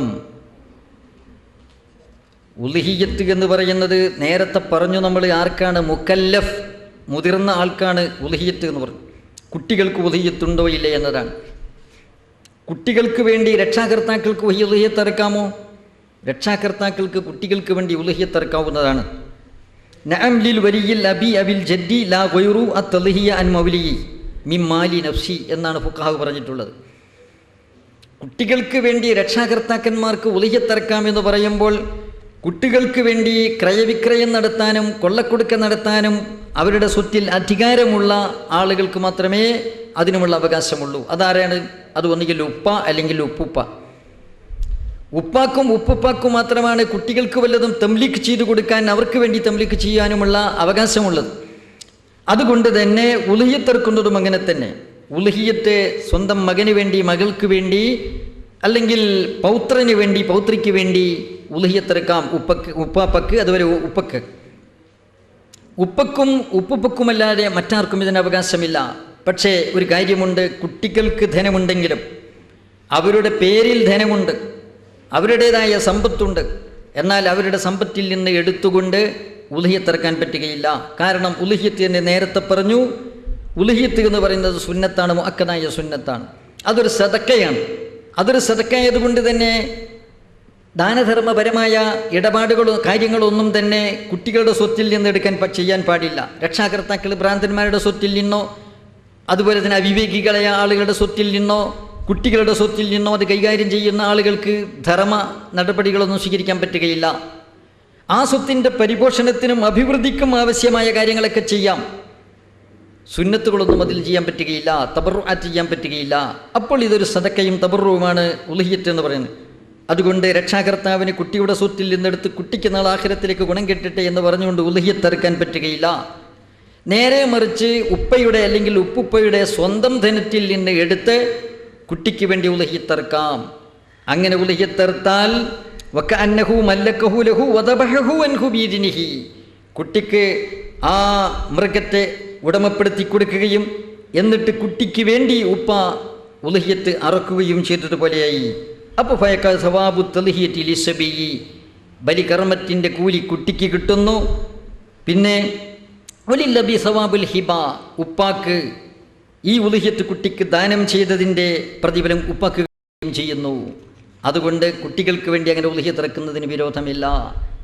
മറ്റുള്ളവർക്ക് വേണ്ടി, നമ്മുടെ ചങ്ങാതിമാർക്ക് വേണ്ടിയോ സ്നേഹിതന്മാർക്ക് വേണ്ടിയോ, അല്ലെങ്കിൽ ഭാര്യയ്ക്ക് വേണ്ടി ഭർത്താവിനോ, ഭർത്താവിന് വേണ്ടി ഭാര്യയ്ക്കോ ഉലഹിയത്ത് ഇറക്കാൻ പറ്റുമോ? ഉസ്താദിന് വേണ്ടി ശിഷ്യനോ, ശിഷ്യന് വേണ്ടി ഉസ്താദിനോ അങ്ങനെ അർത്ഥകൂടെ? അങ്ങനെ ഇറക്കാൻ പറ്റുകയില്ല. മറ്റൊരാൾക്ക് ഉലഹിയത്ത് ഇറക്കണമെങ്കിൽ അയാളുടെ അനുവാദം വേണം. അയാളുടെ വക്കാലത്ത് പിടിച്ച് അനുവാദത്തോടുകൂടി മാത്രമേ ചെയ്യാൻ പറ്റുകയുള്ളൂ. വലാ ഉലഹിയത്ത് തജൂസു വലാ തഖളുവനിൽ ഗൈരിൽ ഹയ്യി ബി ഗൈരി ഇദ്നി. ഇവിടെ ഹയ്യ് ജീവിച്ചിരിക്കുന്ന ഒരാൾക്ക് വേണ്ടി, അവരന് വേണ്ടി ഉലഹിയത്ത് ഇറക്കണമെങ്കിൽ അയാളുടെ അനുവാദം വേണം. അയാളുടെ വക്കാലത്ത് പിടിച്ച് മാത്രമേ പറ്റുകയുള്ളൂ. വലാ ഉലഹിയത്ത് തജൂസു വലാ തഖളുവനിൽ ഗൈരിൽ ഹയ്യി ബി ഗൈരി ഇദ്നി ലിഅന്നഹ ഇബാദത്തുൻ വല്ലസുലു മൻ ഉഹാനിൽ ഗൈരി ഇല്ലാ ലിദലീൽ. ഇബാദത്താണ് ഉലഹിയത്ത് എന്ന് പറയുന്നത്. ഇബാദത്ത് ഒരാൾ മറ്റൊരാൾക്ക് വേണ്ടി നിർവഹിക്കാൻ പറ്റുകയില്ല. ചില പ്രത്യേക കേസുകളിൽ അങ്ങനെ പറ്റുന്നതുണ്ട്. ചില പ്രത്യേക കേസുകളിൽ ഒരാൾ മറ്റൊരാൾക്ക് വേണ്ടി ഇബാദത്ത് ചെയ്യുന്ന ചില ഇബാദത്തുകളുണ്ട്. അതിന് പ്രത്യേകമായ തെളിവുകൾ വന്നിട്ടുണ്ട് ചില അപൂർവ സംഭവങ്ങളിൽ. അങ്ങനെയുള്ള തെളിവിൻ്റെ അടിസ്ഥാനത്തിൽ, അങ്ങനെയുള്ള സംഭവങ്ങളിലല്ലാതെ ഒരാളുടെ നിസ്കാരം മറ്റൊരാൾക്കോ, ഒരാളുടെ പിന്നെ നോമ്പ് മറ്റൊരാൾക്കോ ഒന്നും നിർവഹിക്കാൻ പറ്റുകയില്ല. അതുപോലെ തന്നെയുള്ള ഒരു ഇബാദത്താണ് ഉലഹിയത്ത് എന്നതുകൊണ്ട് ഉലഹിയത്ത് വേറൊരാൾക്ക് വേണ്ടി നിർവഹിക്കാൻ പറ്റുകയില്ല. നിർവഹിക്കണമെങ്കിൽ സമ്മതം വേണം, വേറൊരാൾ ഉലഹിയത്ത് ഇറക്കണമെങ്കിൽ. അങ്ങനെയാണെങ്കിൽ നമ്മുടെ ഉലഹിയത്ത് എന്ന് പറയുമ്പോൾ ഇപ്പം നടക്കാറുള്ള മിക്ക ഉലഹിയത്തിൻ്റെ കാര്യം ആലോചിച്ച് നോക്കിയാൽ പല ഉലഹിയത്തുകളും അവതാളത്തിലാണ്, ആസ്ഥാനത്താണ്. ഉലഹിയത്തിൽ പലരും ഷെയർ ചേരും. ആ മൃഗത്തെ വാങ്ങാറുണ്ടോ? കാശ് ആരുടെ കയ്യിൽ കൊടുത്തിട്ടുണ്ട്. മൃഗത്തെ ആരെങ്കിലും ഒരാൾ വാങ്ങണ്ടേ? ഏതോ ഒരു ഏഴാം കൂലി പോയി ചന്തയിൽ പോയി മൃഗത്തെ കൊണ്ടുവന്നു. ഒരാൾ ഏതൊരു ഫുലാനിബിന് ഫുലാൻ മൃഗത്തെ വാങ്ങിക്കൊണ്ടുവന്നു. വേറെ കുറേ ആൾക്കാരെ കൂടി പണം കൊടുത്തു. ഒരു കച്ചവടം എന്ന രീതിയിൽ നടക്കുന്നില്ല. എന്നിട്ട് ആരോ വന്ന് അറുത്ത ആളോട് നിങ്ങൾക്കാരെങ്കിലും വക്കാലത്ത് തന്നിട്ടുണ്ടോ എന്ന് ചോദിച്ചാൽ ഒന്നുമില്ല. ആരോ മൃഗം വാങ്ങിക്കൊണ്ടുവന്നു, കുറേ ആൾക്കാർ കാശും കൊടുത്ത്, വേറെ ആളെ അറുത്ത്, കുറേ ആളുകൾ വിതരണം ചെയ്ത്, കുറേ ആൾക്കാർ കൊണ്ടുപോയി തിന്നു. ഇതിനൊന്നും ഉലഹിയത്ത് എന്ന് പറയുകയില്ല. ഉലഹിയത്ത് എന്ന് പറയുന്നത് അതൊരു ആരാധനയാണ്, ഒരു ഇബാദത്താണ്. അതിന് നിയ്യത്ത് വേണം. അതിനെ സ്വന്തം മറക്കണം, ഇല്ലെങ്കിൽ ഇറക്കാൻ വക്കാലത്ത് കൊടുക്കണം. ഒന്നുകിൽ സ്വന്തം വിതരണം ചെയ്യണമെങ്കിൽ വിതരണം ചെയ്യാൻ ആളെ ഏൽപ്പിക്കണം, മൃഗത്തെ വാങ്ങണം. ഇങ്ങനെ കുറേ കാര്യങ്ങൾ നടത്തേണ്ടതുണ്ട്. അപ്പോൾ ഇവിടെ മറ്റൊരാൾക്ക് വേണ്ടി ഉലഹിയത്ത് ഇറത്താൻ പറ്റുകയില്ല. മയ്യത്തിന് വേണ്ടിയാണെങ്കിലോ, മരിച്ച ഒരാൾക്ക് വേണ്ടി അനുവാദം ചോദിക്കുന്ന മരിച്ച ആളോട് ഇനി ചോദിക്കാൻ പറ്റില്ലല്ലോ. മരിച്ച ആൾക്ക് വേണ്ടി ഉലഹിയത്ത് ഇറക്കാൻ പറ്റുമോ? പറ്റൂലേ? ധാരാളം നടക്കുന്നുണ്ട് സംഭവം. മരിച്ച ആൾക്ക് വേണ്ടി ഉലഹിയത്ത് ഇറക്കണം. മരിച്ച ആൾക്ക് വേണ്ടി ഉലഹിയത്ത് ഇറക്കണമെങ്കിൽ അയാൾ വസിയ്യത്ത് ചെയ്യണം. മരിച്ച ആളുടെ വസിയത്തുണ്ടെങ്കിൽ മാത്രമേ ഉലഹിയത്ത് ഇറക്കാൻ പറ്റുകയുള്ളൂ. വലാ തജൂസു വലാ തഖളു ഉലഹിയത്തുൻ അമ്മയ്യിത്തിൻ ഇല്ലം യൂസി ബിഹ എന്നാണ് തുഹ്ഫ പറഞ്ഞിട്ടുള്ളത്. എല്ലാ ഫിഖിൻ്റെ കിതാബിലും പറഞ്ഞത്. തുഹ്ഫ തന്നെ പറയുന്നത് നമ്മുടെ ഷാഫി മദ്ഹബിലെ ഏറ്റവും പ്രാമാണികമായ ഗ്രന്ഥമായതുകൊണ്ട് തുഹ്ഫ ഉദ്ധരിക്കുന്നത് മാത്രം. നമ്മുടെ ഷാഫി ഗ്രന്ഥങ്ങളുടെയൊക്കെ എക്സ്ട്രാക്റ്റ് രത്നച്ചുരുക്കമായ ഏറ്റവും പ്രാമാണികമായ ഗ്രന്ഥം പ്രബലമാണ്, സർവാംഗീകൃതമാണ്. അപ്പോൾ തുഹ്ഫ തന്നെ ഇവിടെയും പറയട്ടെ, വലാ തജൂസു വലാ തഖളു ഉൽഹിയ അൻ മയ്യിത്തിൻ ഇല്ലം യൂസി ബിഹാ. വസിയത്ത് ചെയ്തിട്ടില്ലെങ്കിൽ മയ്യത്തിന് വേണ്ടി ഉൽഹിയത്ത് ഇറക്കാൻ പറ്റുകയില്ല. അമ്മ ഇദാ ഔസാ ബിഹാ ഫതസിഹു, വസിയത്ത് ചെയ്തിട്ടുണ്ട്, മരിക്കും മുമ്പ് പറഞ്ഞിട്ടുണ്ട് എനിക്ക് വേണ്ടി ഉൽഹിയത്ത് ഇറക്കണമെന്ന്, എന്നാൽ പറ്റും. ലിമാ സഹ അൻ അലി റളിയല്ലാഹു തആല അൻഹു അന്ന നബിയ സ്വല്ലല്ലാഹു അലൈഹി വസല്ലമ ഔസാ അൻ യുളഹിയ അൻഹു കുല്ല സന. ബഹുമാനപ്പെട്ട അലി ഇബ്നു അബി താലിബ് റളിയല്ലാഹു തആല അൻഹുവിനോട് റസൂലുള്ളാഹി സ്വല്ലല്ലാഹു അലൈഹി വസല്ലമയുടെ വഫാത്തിന് ശേഷം ഓരോ ആണ്ടിലും ഉൽഹിയത്ത് ഇറക്കണമെന്ന് വസിയത്ത് ചെയ്തിട്ടുണ്ടായിരുന്നു എന്ന് ഹദീസിൽ വന്നിട്ടുണ്ട്. ഈ ഹദീസിൻ്റെ അടിസ്ഥാനത്തിൽ ബഹുമാനപ്പെട്ട സയ്യിദന അലി ഇബ്നു അബീ താലിബ് റളിയല്ലാഹു അൻഹു ഉളിഹത്തറക്കാറുണ്ടായിരുന്നു. ഇമാം അബൂ ദാവൂദും ഇമാം ബൈഹഖിയും റിവായത്ത് ചെയ്ത ഹാക്കിമും റിവായത്ത് ചെയ്ത ഹദീസിൽ കാണാം അൻ അലി ഇബ്നു അബീ താലിബ് റളിയല്ലാഹു തആല അൻഹു കാന യുളഹി ബികബ്ശൈനി അൻ നഫ്സി വകബ്ശൈനി അൻ നബി സ്വല്ലല്ലാഹു അലൈഹി വസല്ലം. മഹാനായ അലി ഇബ്നു അബീ താലിബ് റളിയല്ലാഹു അൻഹു രണ്ടാട് സ്വന്തമായി ഉളിഹത്തറുക്കും, വേറെ രണ്ട് കൂറ്റനാട് ആദരവായ റസൂലുള്ളാഹി സ്വല്ലല്ലാഹു അലൈഹി വസല്ലം തങ്ങൾക്ക് വേണ്ടിയും ഉളിഹത്തറുക്കും. എന്നിട്ട് വക്കാല അങ്ങോട്ട് പറഞ്ഞു, ഇന്ന റസൂലുള്ളാഹി സ്വല്ലല്ലാഹു അലൈഹി വസല്ലം അമറനി അൻ ഉളഹിയ അൻഹു, അവിടത്തേക്ക് വേണ്ടി ഉളുഹിയത്ത് കർമ്മം നിർവഹിക്കാൻ എന്നോട് കൽപ്പിച്ചിട്ടുണ്ട്, എന്നോട് വസിയത്ത് ചെയ്തിട്ടുണ്ട്. ഫാന ഉളഹിയൻഹു അബദാ, അതുകൊണ്ട് നബി തങ്ങൾക്ക് വേണ്ടി ഞാൻ എന്നും എൻ്റെ ജീവിതകാലം മുഴുവനും ഞാൻ ഉളുഹിയത്തിറക്കും, എല്ലാ ആണ്ടിലും എന്നവർ പറയുന്നു. അപ്പോൾ വസിയത്തുണ്ടോ? ഉളുഹിയത്തിറക്കാം. ഇല്ലേ, മറ്റു ദാനധർമ്മങ്ങളൊക്കെ ചെയ്യാം, മരിച്ചവർക്ക് വേണ്ടി ദുആ ചെയ്യാം, സദഖ ചെയ്യാം. ഉളുഹിയത്തില്ല. മയ്യത്തിന് വേണ്ടി സദഖ ചെയ്യാമെന്നും ഒരു വിശിഷ്ട സദഖയായ ഉളുഹിയത്ത് മയ്യത്തിന് പറ്റുകയില്ലെന്നും ആര് പറഞ്ഞു? അതെന്തുകൊണ്ട് അങ്ങനെ വന്നു? മയ്യത്തിന് സദഖ ചെയ്തുകൂടെ? മയ്യത്തിന് വേണ്ടി പള്ളി ഉണ്ടാക്കി കൊടുക്കാം, മദ്രസ ഉണ്ടാക്കി കൊടുക്കാം, ദാനധർമ്മങ്ങൾ ചെയ്യാം, എല്ലാം ചെയ്യാം. പക്ഷേ മയ്യത്തിന് വേണ്ടി ഉളുഹിയത്ത് പറ്റില്ല. എന്തുകൊണ്ട്? ലിഅന്നഹാ തുശ്ബിഹുൽ ഫിദാ അനിൻ നഫ്സ് ഫതവഖഫത് അലൽ ഇദ്നി ബിഖിലാഫി സദഖ. സാധാരണ സദഖയിൽ നിന്ന് വ്യത്യസ്തമാണ് ഉളുഹിയത്ത് എന്ന് പറയുന്നത്. ഉളുഹിയത്ത് ഒരു ഫിദായിൻ്റെ, ഒരു മോചനദ്രവ്യത്തിൻ്റെ സ്ഥാനത്താണുള്ളത്. ഒരാളെ മോചിപ്പിക്കുകയാണ്, അയാളുടെ എല്ലാ ദോഷങ്ങളും വിട്ടുപുറത്ത് മാപ്പാക്കി അയാളെ മോചിപ്പിക്കണം നരകത്തിൽ നിന്ന്. അങ്ങനെ മോചിപ്പിക്കുന്ന മോചനദ്രവ്യമാണ് ഉളുഹിയത്ത് എന്ന് പറയുന്നത്. അങ്ങനെയുള്ള ഒരു പവർ ഒരു സദഖക്കുമില്ല. അതുകൊണ്ട് ഉളുഹിയത്ത് അതിൽ നിന്നൊക്കെ വ്യത്യസ്തമാണ്. അതുകൊണ്ട് തന്നെ മരിച്ചാൽ ജീവിച്ചിരിക്കുന്ന ആളാണെങ്കിൽ അയാൾ സമ്മതം കൊടുക്കണം, വക്കാലത്ത് കൊടുക്കണം.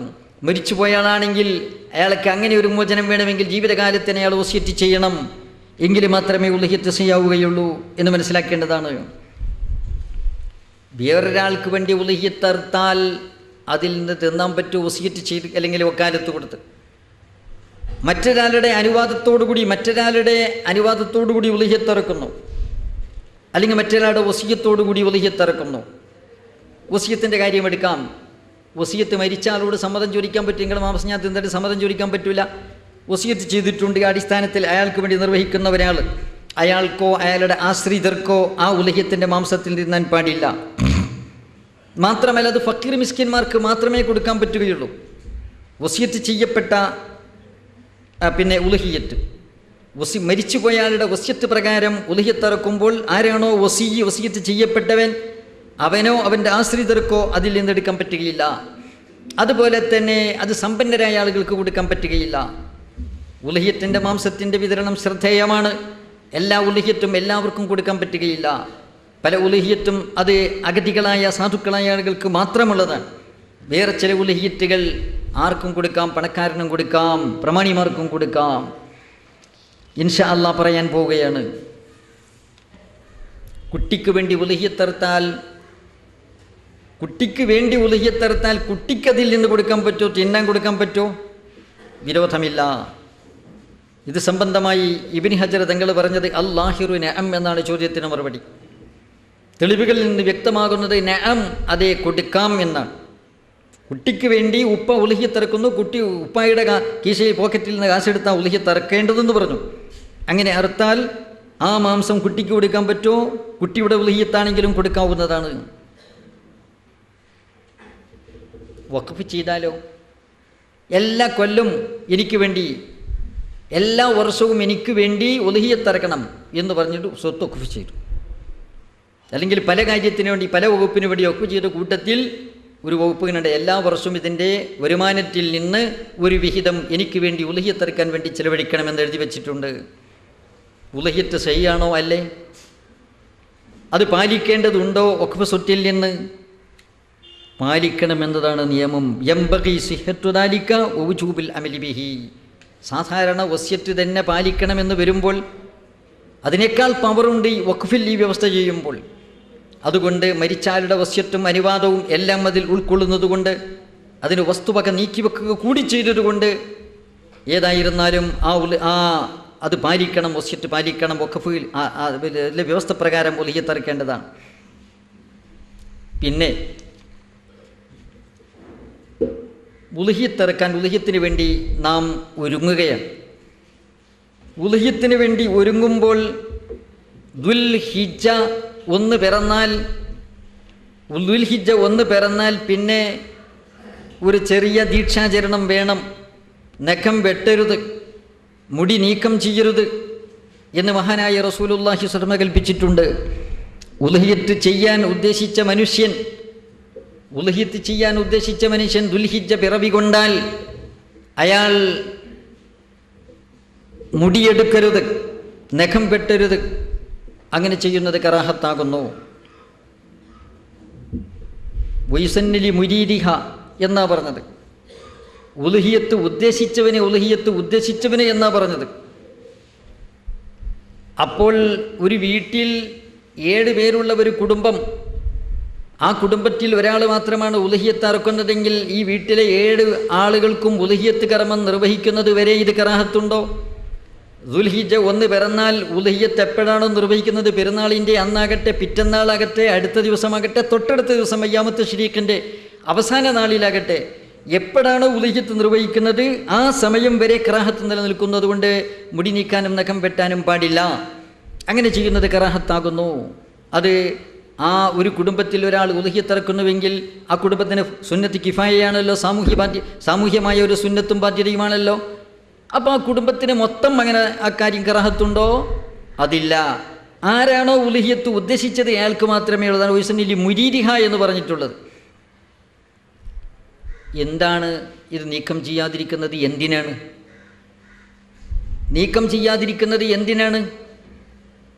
അത് നേരത്തെ പറഞ്ഞു, ഉലഹിയത്ത് എന്ന് പറഞ്ഞത് ഒരു മോചനദ്രവ്യമാണ്. നരകത്തിൽ നിന്ന് നാം ചെയ്തിട്ടുള്ള കുറ്റങ്ങളുടെ കുറവുകളുടെ ഫലമായി നാം നരകത്തിൻ്റെ ആളുകളായി മാറിക്കൊണ്ടിരിക്കുകയാണ്.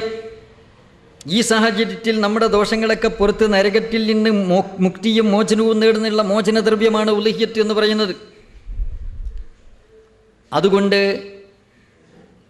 ദുൽഹിജ്ജ 1 പിറവി കൊള്ളുമ്പോൾ തന്നെ, ഉലഹിയത്തിൻ്റെ മാസമായ ദുൽഹിജ്ജ 1 പിറവി കൊള്ളുമ്പോൾ നമ്മുടെ ദേഹത്തിൽ ഏതൊക്കെ ഭാഗങ്ങളുണ്ടോ ആ ഭാഗങ്ങൾ മുഴുവനും നരകത്തിൽ നിന്ന് മോചിതമാകണം. നാം തെറ്റ് ചെയ്യുമ്പോൾ, കുറ്റം ചെയ്യുമ്പോൾ നമ്മുടെ ശരീരത്തിൽ ആരൊക്കെ ഭാഗവാക്കായിട്ടുണ്ടോ അയാളുകളെ മുഴുവനും മോചിപ്പിച്ചു കൊടുക്കണം. പൂർണ്ണമായ മോചനത്തിൽ ശരീരമാസകലം പങ്കെടുക്കുന്നതിന് വേണ്ടിയാണ് ശരീരത്തിൻ്റെ ഒരു പാർട്ടും നീക്കം ചെയ്യരുത് എന്ന് പറഞ്ഞിട്ടുള്ളത്. മറ്റൊരു കാരണവും കൂടി ചില പണ്ഡിതന്മാർ പറഞ്ഞിട്ടുണ്ട്. അതെന്താണ്? ഹജ്ജ് ചെയ്യുന്ന ദുൽഹിജ്ജ മാസത്തിൽ ഹജ്ജ് ചെയ്യുന്ന മുഹ്രിം, ഹാജ്, അവനോട് സാമ്യത പുലർത്താൻ. ഹാജ് മുടിയെടുക്കുകയില്ല, നഖം വെട്ടുകയില്ല, അതൊക്കെ അവന് ഹറാമാണല്ലോ. ഇഹ്റാമിൻ്റെ സന്ദർഭത്തിൽ അവനോട് താതാത്മ്യം പുലർത്താനും അതുപോലെ സാമ്യത പുലർത്താനും വേണ്ടിയാണെന്ന് ചിലർ പറഞ്ഞിട്ടുണ്ട്. എന്നാൽ അതിനെ ചില പണ്ഡിതന്മാർ ആ കാര്യത്തെ ഈ പറഞ്ഞ യുക്തിയെ ചില ആളുകൾ ചോദ്യം ചെയ്തിട്ടുണ്ട്. അതെന്താണ്? ഹാജ് നഖം വെട്ടാതിരിക്കുകയും മുടി എടുക്കാതിരിക്കുകയും ചെയ്യുക മാത്രമല്ല ചെയ്യുന്നത്, സുഗന്ധദ്രവ്യം വർജിക്കുന്നു, തുറ്റിച്ചുനിയ വസ്ത്രം അത് ധരിക്കുന്നില്ല. ഇതൊന്നും ഇവിടെ ഉലഹിയത്ത് ഉദ്ദേശിച്ചവന് കറാഹത്തില്ലല്ലോ, ഹറാമുമില്ല, കറാഹത്തുമില്ല. അപ്പോൾ പിന്നെ ഹാജിനോട് സാമ്യത പുലർത്തുന്നത് എങ്ങനെ എന്നൊരു ചോദ്യമുണ്ട്. അത് ചോദ്യമാണ്. ആ ചോദ്യത്തിന് വാസ്തവത്തിൽ നമുക്ക് ഈ യുക്തി പറഞ്ഞവരുടെ പക്ഷത്ത് ചേർന്നൊരു മറുപടി പറയാം. അതെന്താണ്? ഹാജിനോട് സാമ്യത പുലർത്തുക എന്ന് പറഞ്ഞാൽ എല്ലാ നിലക്കും സാമ്യത പുലർത്തുക എന്നല്ല. പൂർണ്ണമായ സാമ്യത പുലർത്തെങ്കിൽ അവിടെ മക്കത്ത് കൊണ്ടിരും. അപ്പോൾ പിന്നെ സാമ്യത പുലർത്തുക എന്ന് പറഞ്ഞാൽ ഭാഗികമായ സാമ്യതയാണ്. ഹാജ് നഖം വെട്ടുകയില്ല, മുഹ്രിം ഇഹ്റാമിലായിരിക്കെ നഖം വെട്ടുകയില്ല, മുടിയെടുക്കുകയില്ല. അപ്പോൾ അവനോട് ഭാഗികമായ ഒരു ചെറിയ രീതിയിലുള്ള സാമ്യത പുലർത്തുന്നതിന് വേണ്ടി എന്ന യുക്തിയും അവിടെ നമുക്ക് പറയാവുന്നതാണ്.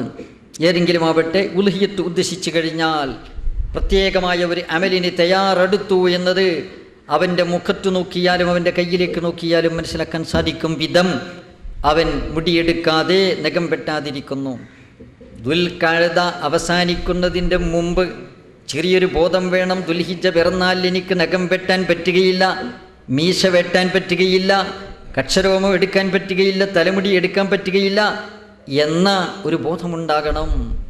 ഇല്ലെങ്കിൽ എതിർച്ചയാ ദുൽഹിജ്ജ പിറന്നുപോയാൽ അതിൻ്റെ മുമ്പ് തന്നെ അവൻ്റെ നഖം തോട്ടി പോലെ നീണ്ടുപോയിട്ടുണ്ടെങ്കിൽ അവസാനം ബുദ്ധിമുട്ടായി പോകും. എന്നാൽ രക്തം എടുക്കാൻ പറ്റുമോ, ബ്ലഡ് എടുക്കാൻ പറ്റുമോ ഉൽഹിയ്യത്ത് ഉദ്ദേശിച്ച ഒരാൾക്ക്? ശരീരത്തിൻ്റെ ഭാഗങ്ങളൊന്നും എടുക്കാൻ പാടില്ല എന്നാണല്ലോ പറഞ്ഞത്. ശരീരത്തിൻ്റെ ഭാഗങ്ങളൊന്നും എടുക്കാൻ യുസന്നിലി മുരീരിക അല്ല യുസീല ശൈഅം മിൻ അജ്സായിഹി അല്ലാഹിറ എന്നവർ. അവൻ്റെ ശരീരത്തിൻ്റെ ഒരു ഭാഗവും എടുക്കരുതെന്ന് പറയുമ്പോൾ അപ്പോൾ അവൻ്റെ രക്തം ബ്ലഡ് എടുക്കേണ്ട ഒരു കേസ് വന്നാൽ എടുക്കാൻ പറ്റുമോ? ബ്ലഡ് എടുക്കുന്നതിന് കുഴപ്പമില്ല, ബ്ലഡ് എടുക്കുന്നതിന് കുഴപ്പമില്ല.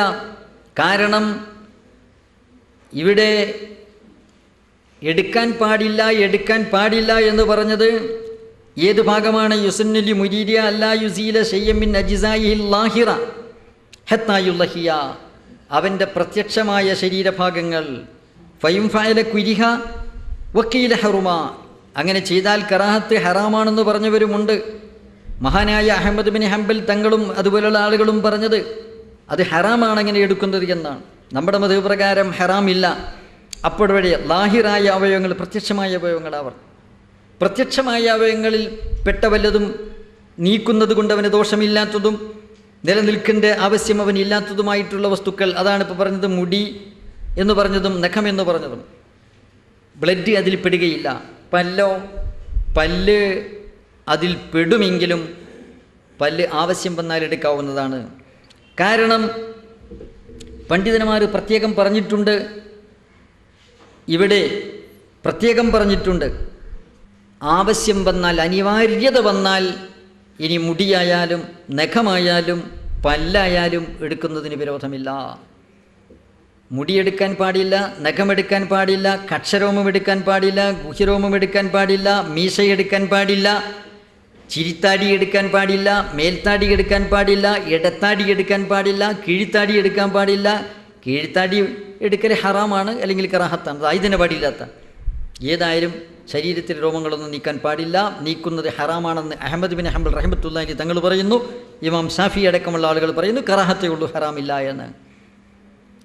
എന്നാൽ അവിടെ ആവശ്യം വന്നാലോ, ഫൈം ഫഅല കുരിഹ മാലം യഹ്തജ്, അനിവാര്യതയില്ലെങ്കിലാണ് കറാഹത്ത്. ഇല്ല, അങ്ങനെയല്ലെങ്കിൽ അനിവാര്യത വന്നാൽ ചിലപ്പോൾ നിർബന്ധമായ സാഹചര്യമുണ്ട് എടുക്കൽ, ചിലപ്പോൾ സുന്നത്തായ സാഹചര്യമുണ്ട്, ചിലപ്പോൾ അനുവദനീയമായ സാഹചര്യമുണ്ട്. വഇല്ല ഫഖദ് യജിബു വഖദ് യുസ്തഹബു വഖദ് യുബാഹു. ഇബ്നു ഹജർ തങ്ങൾ എന്ന തുഹ്ഫയിൽ പറയുന്നു, ചിലപ്പോൾ നിർബന്ധമാകും. ഉദാഹരണമായി പ്രായപൂർത്തിയായ ഒരാൾക്ക് സുന്നത്ത് കല്യാണം കഴിക്കണം. പ്രായപൂർത്തിയായ ഒരാൾക്ക് സുന്നത്ത് കല്യാണം കഴിക്കണം. ഒരു മുതിർന്ന ഒരാൾ ദീനുൽ ഇസ്ലാമിലേക്ക് വന്നു. അയാൾ ദീൻ ഇസ്ലാമിലേക്ക് വന്ന് ദുൽഹിജ്ജ മാസത്തിലാണ് വന്നത്, അല്ലെങ്കിൽ തൊട്ടടുത്താണ് വന്നത്. അയാൾക്ക് ഉളുഹിയ്യത്ത് ഇറക്കണമെന്ന് ഉദ്ദേശമുണ്ട്, സുന്നത്ത് കല്യാണം കഴിച്ചിട്ടില്ല. അല്ലെങ്കിൽ നേരത്തെ ഇസ്ലാമിലേക്ക് വന്ന ഇസ്ലാമിക കുടുംബത്തിൽ ജന്മം കൊണ്ട ഒരാൾ തന്നെയാണ്. ചെറുപ്പകാലത്ത് എന്തോ കാരണവശാൽ സുന്നത്ത് കഴിച്ചിട്ടില്ല. ഒന്നുകിൽ അതിനുള്ള വട്ടം കൂട്ടി, ചിലപ്പോൾ ഉമ്മി ബാപ്പയൊക്കെ അതിന് സാഹചര്യം ഒരുക്കിയപ്പോൾ അവസാനം കണ്ട് പേടിച്ചോടിയതായിരിക്കാം, അങ്ങനെ സംഭവിക്കാം. ഏത് രീതിയിലായിരുന്നു മുതിർന്ന ഒരാൾ ഇപ്പോൾ അയാളെ സംബന്ധിച്ചിടത്തോളം ഏത് നിമിഷത്തിലും അയാൾ സുന്നത്ത് കല്യാണം കഴിക്കൽ അയാൾക്ക് നിർബന്ധം. സുന്നത്ത് കല്യാണം കഴിക്കാനുള്ള സാഹചര്യം അയാൾക്ക് കിട്ടിയത് ദുൽഹിജ്ജയിലാണെങ്കിൽ ദുൽഹിജ്ജ 10 കഴിയട്ടെ എന്ന് വിചാരിച്ചുകൂടാ, അപ്പോൾ അവിടെ നിർബന്ധമായി. ചിലപ്പോൾ ശരീരഭാഗം നീക്കൽ സുന്നത്തായിട്ടും വരും. കുട്ടികളുടെ സുന്നത്ത് കല്യാണം, കുട്ടിക്ക് വേണ്ടി ഉളുഹിയ്യത്ത് ഇറക്കാൻ വേണ്ടി ഉപ്പ തീരുമാനിച്ചിട്ടുണ്ട്. എന്നാൽ കുട്ടിയുടെ നഖം എടുക്കരുത്, കുട്ടിയുടെ മുടി വെട്ടരുത് എന്നാണല്ലോ. എന്നാൽ കുട്ടിയുടെ സുന്നത്ത് കല്യാണം കഴിക്കേണ്ട സാഹചര്യം വന്നാലോ അത് സുന്നത്താണ്, അനിവാര്യതയുണ്ട്, വിരോധമില്ല. ചിലപ്പോൾ നിർബന്ധ സുന്നത്താവും, ചിലപ്പോൾ അനുവദനീയമാകും. ഒക്കെ യുബാഹു കൽഇസിന്നി, പല്ല് പിഴുതെടുക്കണം. വേദനിക്കുന്ന പല്ല് വേദന, കലശലായ പല്ലുവേദന. ദന്തരോഗ വിദഗ്ധനെ കാണിച്ചു, അയാൾ പറഞ്ഞു പല്ലെടുക്കണമെന്ന്. സാറേ ഉളുഹിയ്യത്ത് ഉദ്ദേശിച്ചിട്ടുണ്ട്, ദുൽഹിജ്ജ 10 കഴിയട്ടെ എന്ന് പറയാൻ പറ്റില്ല, ചിലപ്പോൾ രോഗം ഗുരുതരമാകും. ചിലപ്പോൾ ഉളുഹിയ്യത്തിൻ്റെ ബർക്കത്തുള്ള മാംസം ഒരു കഷ്ണം പോലും തിന്നാൻ കഴിയില്ല. അപ്പം അതുകൊണ്ട് പല്ലിപ്പം തന്നെ എടുക്കാം, അനുവദനീയമാണ് എന്ന് പണ്ഡിതന്മാർ പറഞ്ഞിട്ടുണ്ട്. അപ്പോൾ ഒരു ചോദ്യം, ഉളുഹിയ്യത്ത് അറുക്കാനൊക്കെ ഉദ്ദേശിച്ചിരുന്നു. പക്ഷെ ഉളുഹിയ്യത്ത് അറുക്കാൻ കഴിഞ്ഞില്ല. ഉളുഹിയ്യത്ത് പെരുന്നാളിൻ്റെ അന്ന് അറക്കണം, അല്ലെങ്കിൽ അയ്യാമുത്ത് തശ്രീക്ക് 3 ദിവസമുണ്ട്, 3 ദിവസങ്ങളിൽ ഏതെങ്കിലും ദിവസം ഇറക്കണം. അയ്യാമുത്ത് തശ്രീക്കും കഴിഞ്ഞ് ഉളുഹിയ്യത്ത് അറുത്തിട്ടില്ല. ഇനി ഇവന് ഈ പറഞ്ഞ കാര്യങ്ങൾ നീക്കം ചെയ്യുന്നത് കറാഹത്തുണ്ടോ?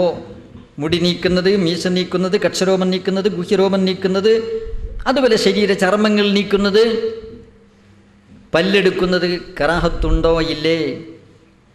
വയുളമ്മു അലൽ ലൗജഹി ലി അശ്രി ദിൽ ഹിജ്ജത്തി മാ ബഅദ ഇലാ അൻ യുളഹിയ വലൗ ഫാതത് അയ്യാമുത് തശ്രീക്. ഉളുഹിയ്യത്ത് അറുക്കാതെ സമയം തെറ്റിപ്പോയാൽ ഉളുഹിയ്യത്ത് അറുക്കുന്നത് വരെ എടുക്കാൻ പാടില്ല, മുടിയും നഖവും എടുക്കാൻ പാടില്ല. പക്ഷേ അങ്ങനെയുള്ള കേസ് ഒരൊറ്റൊന്നേ ഉള്ളൂ. അയ്യാമുത്ത് തശ്രീക്ക് കഴിഞ്ഞിട്ട് ഉളുഹിയ്യത്ത് അറുക്കുന്ന കേസ് ഒറ്റൊന്ന് മാത്രമേ ഉള്ളൂ. അയ്യാമുത്ത് തശ്രീക്കിൻ്റെ പെരുന്നാളിൻ്റെയും അയ്യാമുത്ത് തശ്രീക്കിൻ്റെയും മുമ്പ് ആരെങ്കിലും ഉളുഹിയ്യത്ത് അറുത്താൽ ഉളുഹിയ്യത്ത് അസാധുവാണ്, തോട്ടിലാണ്. അയ്യാമുത്ത് തശ്രീക്ക് കഴിഞ്ഞിട്ട് അറുത്താലോ എന്നാലും ഉളുഹിയ്യത്ത് അസാധുവാണ്, അംഗീകൃതമല്ല. ഇമാം നബവി അങ്ങവരുടെ റൗള എന്ന കിതാബിൽ പറയുന്നു, അയ്യാമുത്ത് തശ്രീക്കും കഴിഞ്ഞിട്ട് ഉളുഹിയ്യത്ത് അറുത്താൽ ഉളുഹിയ്യത്താകുന്ന കേസ് ഒന്നേ ഒന്ന് മാത്രമേ ഉള്ളൂ. അതെന്താണ്? ഒരാൾ നേർച്ചയാക്കിയ ഉളുഹിയ്യത്ത് മൃഗം അയാൾക്ക് അറുക്കാൻ കഴിഞ്ഞില്ല, പെരുന്നാളിലും കഴിഞ്ഞില്ല, തശ്രീക്കിൻ്റെ 3 നാളുകളിലും കഴിഞ്ഞില്ല. എന്നാൽ അത് ഖളായി എത്രയും പെട്ടെന്ന് അറുക്കേണ്ടതാണല്ലോ. അവിടെ അങ്ങനെ അറുത്താൽ ആ ഉളുഹിയ്യത്ത് സഹിയാകുന്നു. സമയം അവൻ അവിടെ സമയം തെറ്റിച്ചു എന്നതിന് കുറ്റക്കാരനാണ്. അകാരണമായി തെറ്റിച്ചുവെങ്കിൽ അവൻ കുറ്റക്കാരനാണ്. എന്നാൽ അവിടെ ഉളുഹിയ്യത്ത് സഹിയാകുന്നു, നേർച്ചയാക്കിയ ഉളുഹിയ്യത്തായതുകൊണ്ട്. ഇൻഷാ അല്ലാഹ് അത് പറയാം. അപ്പോൾ അങ്ങനെയുള്ള കേസിൽ, അങ്ങനെയുള്ള ഒരൊറ്റ കേസിൽ ഇത് വരികയുള്ളൂ. നേർച്ചയാക്കിയ ഒരു ഉളുഹിയ്യത്ത് അറക്കാൻ പറ്റിയില്ല, അയ്യാമത്തെ ശരിക്കും അറക്കാൻ പറ്റിയില്ലെങ്കിൽ എന്നാണോ അറക്കുന്നത് അതുവരെ ഈ കറാഹത്ത് നിലനിൽക്കുകയാണ്. അപ്പോൾ ഒരു ചോദ്യം, ഒരാൾക്ക് 8-10 ഉളുഹിയ്യത്ത് അറക്കാൻ ഉദ്ദേശമുണ്ട്. ഒരു 8-10 ഉളുഹിയ്യത്ത് അറക്കുന്ന ഒരാളാണ്. എന്നാൽ അയാളുടെ കറാഹത്ത് നീങ്ങുന്നത് 1-ാമത്തത് കൊണ്ട് നീങ്ങുമോ അല്ലെങ്കിൽ അവസാനത്തത് കൊണ്ട് നീങ്ങുമോ? ഒരൊറ്റ ഉളുഹിയ്യത്ത് എടുത്തപ്പോൾ തന്നെ, ഇപ്പം നേരത്തെ പറഞ്ഞതുപോലെ ദുൽഖഅദ ലാസ്റ്റിൽ തന്നെ ശ്രദ്ധാപൂർവം എടുക്കേണ്ടതൊക്കെ എടുത്ത് വൃത്തിയായി ദുൽഹിജ്ജയെ സ്വാഗതം ചെയ്യാൻ വേണ്ടി തയ്യാറെടുക്കേണ്ടതാ. എന്തോ ജീവിത ബഹളത്തിനിടയിൽ ദുൽഖഅദ അവസാനം മീശ വെട്ടാനും നഖം കട്ട് ചെയ്യാനും ഒക്കെ മറന്നുപോയി. ദുൽഹിജ്ജ വന്ന് പറഞ്ഞു, ഗത്യന്തരമില്ല. അങ്ങനെ ഇരിക്കുമ്പോൾ 1-ാമത്തെ ഉളുഹിയ്യത്ത് അങ്ങോട്ട് അറുത്തപ്പോൾ തന്നെ മൂപ്പര് വേഗം പോയിട്ട് നഖമൊക്കെ കട്ട് ചെയ്ത് മീശക്കെടുത്ത് വൃത്തിയായി വരാൻ വേണ്ടി പോവുകയാണ്. പറ്റൂലേ? അല്ല, 10 ഉളുഹിയ്യത്ത് ഉദ്ദേശിച്ച ആളാണെങ്കിൽ അവിടെ 10 ഉളുഹിയ്യത്ത് മറുത്ത് കഴിഞ്ഞിട്ടേ അയാൾക്കത് എടുക്കാൻ പറ്റൂ എന്നൊരു ചോദ്യമുണ്ട്. ഇദാ തഅദ്ദദത്തി തൽഹിയ്യത്തു വലൗ തഅദ്ദദത്തി തൽഹിയ്യത്തു ഇൻതഫത്തിൽ കറാഹത്തു ബിൽ അവ്വലി അലൽ ഔജഹി എന്നാണ്. ഒരൊറ്റ മൃഗം മറുക്കുന്നതോടുകൂടി തന്നെ ഉളുഹിയ്യത്ത് ഇവിടെ എന്താ വാസ്തവത്തിൽ പറഞ്ഞ് എന്താ ഉളുഹിയ്യത്ത് എന്താണ്? ഫിദാ, മോചനദ്രവ്യമാണ്. അപ്പോൾ 1-ാമത്തെ ഉളുഹിയ്യത്തോടുകൂടി തന്നെ ഇഖ്ലാസോടുകൂടി ചെയ്ത അമലാണെങ്കിൽ ലൻ യനാലല്ലാഹ ലഹൂമുഹാ വലാ ദിമാഉഹാ വലാകിൻ യനാലുഹു തഖ്വാ മിൻകും, ബലിമൃഗത്തിൻ്റെ മാംസമോ ലൻ യനാലല്ലാഹ ലഹൂമുഹാ അതിൻ്റെ രക്തമോ അള്ളാഹുവെ പ്രാപിക്കുന്നില്ല. പ്രത്യുത നിങ്ങളുടെ മനസ്സിൽ അന്തർലീനമായി കിടക്കുന്ന ഭക്തിയും തഖ്വയുമാണ് അള്ളാഹുവിനെ പ്രാപിക്കുന്നതെന്ന് പറഞ്ഞുവല്ലോ. ഉള്ളിലെ തഖ്വയുടെ പരീക്ഷണാർത്ഥമാണ് ഉളുഹിയ്യത്ത് ഏർപ്പെടുത്തിയത്. അങ്ങനെ അകളങ്കമായ അകത്തളിരോടുകൂടി ഉളുഹിയ്യത്തർത്ത മുഖ്ലിസായ ഒരു മനുഷ്യനാണെങ്കിൽ ഈ ഉളുഹിയ്യത്ത് അവന് ഫിദാഉൻ അനിന്നാർ, നരകത്തെ തൊട്ടുള്ള മോചനദ്രവ്യമാണ്. ആ മോചനത്തിൽ അവൻ്റെ ശരീരത്തിൻ്റെ എല്ലാ ഭാഗങ്ങളും പങ്കെടുക്കുന്നതിന് വേണ്ടിയാണല്ലോ നേരത്തെ പറഞ്ഞതുപോലെ ഇവിടെ മീശ എടുക്കാതിരുന്നത്, മുടി വെട്ടാതിരുന്നത്, നഖം കട്ട് ചെയ്യാതിരുന്നത്. അത് ഒരു ഉളുഹിയ്യത്ത് അറക്കുന്നതോടുകൂടി തന്നെ ആ മോചനം നടന്നു കഴിഞ്ഞു. ഇനി അവനെ മുടിയെടുക്കുന്നതിനോ ബാക്കി ഭാഗങ്ങളെടുക്കുന്നതിനോ വിരോധമില്ല, കറാഹത്തില്ല. പക്ഷെ ഉത്തമം അവസാനത്തേതുകൂടി പൂർത്തിയായിട്ട് എടുക്കുന്നതാണ് ഉത്തമമെന്ന് മാത്രം. ഉളുഹിയ്യത്ത് അറുക്കുന്നത് എന്തുകൊണ്ട്? ഉളുഹിയ്യത്ത് എന്തുകൊണ്ടാണ് അറുക്കേണ്ടത്? ഉളുഹിയ്യത്ത് അറുക്കേണ്ടത് ആടുമാട് ഒട്ടകങ്ങളിൽ നമ്മളെല്ലാവരും നേരത്തെ കേട്ടിട്ടുണ്ട്. 5 വയസ്സ് കഴിഞ്ഞ് 6-ാം വയസ്സിലേക്ക് പ്രവേശിച്ച ഒട്ടകമോ 2 വയസ്സ് പൂർണ്ണമായി 3-ാം വയസ്സിലേക്ക് പ്രവേശിച്ചിട്ടുള്ള ഗോവർഗത്തിൽപ്പെട്ട വല്ല മൃഗമോ? ഗോവർഗം എന്ന് പറഞ്ഞാൽ പശുപെട്ട്, മൂരിപ്പെട്ട്, കാളപെട്ട്, പോത്തുപെട്ട്, എരുമപെട്ട് എല്ലാം പെട്ടു. ഗോവർഗം മുഴുവനും പെട്ടു. അതിൽപ്പെട്ട മാടുവർഗത്തിൽപ്പെട്ട 2 വയസ്സ് പൂർണ്ണമായ 3-ാം വയസ്സിലേക്ക് പ്രവേശിച്ചിട്ടുള്ള മൃഗം. അതുപോലെ തന്നെ കോലാട് ആണെങ്കിൽ 2 വയസ്സ് പൂർത്തിയായി 3-ാം വയസ്സിലേക്ക് പ്രവേശിച്ചിരിക്കണം. നെയ്യാട് എന്ന് പറയുന്ന ആടാണെങ്കിലോ 1 വയസ്സ് പൂർത്തിയായി 2-ാം വയസ്സിലേക്ക് പ്രവേശിച്ചാൽ മതി. നമ്മുടെ നാട്ടിൻപുറങ്ങളിൽ ഒട്ടകത്തെക്കുറിച്ച് പറയേണ്ടതില്ലല്ലോ. ഒട്ടകത്തിൻ്റെ നാടല്ല നമ്മുടെ നാട് എന്നതുകൊണ്ട് നമുക്ക് പറയാനുള്ളത് ആടിനെക്കുറിച്ചും മാടിനെക്കുറിച്ചും മാത്രമാണ്. ആടും മാടും നമ്മുടെ നാട്ടിൽ ഈ പറഞ്ഞ നെയ്യാടും അത്യപൂർവമായതുകൊണ്ട് നെയ്യാടിനെക്കുറിച്ചും പറയാനില്ല. അതുകൊണ്ട് നമ്മുടെ ഉലഹിയത്ത് മൃഗം 2 വയസ്സ് പൂർത്തീകരിച്ചിരിക്കണം, 3-ാമത്തെ വയസ്സിലേക്ക് പ്രവേശിച്ചിരിക്കണം. നോട്ടം മറിയുന്നവരെ കൊണ്ട് നോക്കി വേണം സാധനം വാങ്ങിക്കാൻ. സാധാരണ മൃഗ ബ്രോക്കർമാർ ഏത് സാധനവും ചിലവഴിക്കാൻ സമർത്ഥരായിരിക്കും. അവർ ഇല്ലാത്ത വയസ്സിൽ വെള്ളം കൂട്ടി പറയും.